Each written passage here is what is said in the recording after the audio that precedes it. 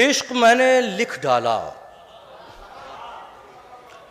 इश्क मैंने लिख डाला कौमियत के खाने में।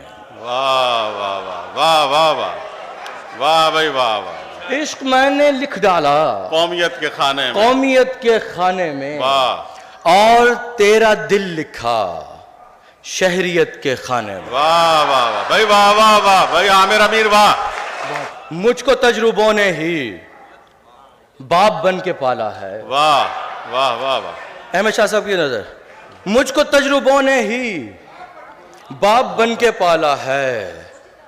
सोचता हूं क्या लिखूं वल्दियत के खाने। वाह भाई वाह वाह वाह भाई वाह वाह वाह। मेरा साथ देती है, मेरा साथ देती है, मेरे साथ रहती है। मैंने लिखा तन्हाई ज़ौजियत के खाने में। वाह भाई वाह वाह वाह वाह। दोस्तों से जाकर जब मशवरा किया तो फिर, दोस्तों से जाकर जब मशवरा किया तो फिर वाह वाह वाह।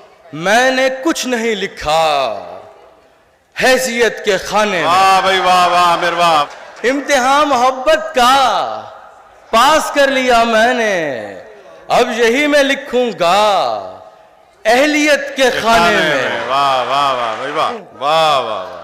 जब से आप मेरे हैं फख्र से मैं लिखता हूं नाम आपका अपनी मिल्कियत के खाने में। वाह वाह वाह वाह।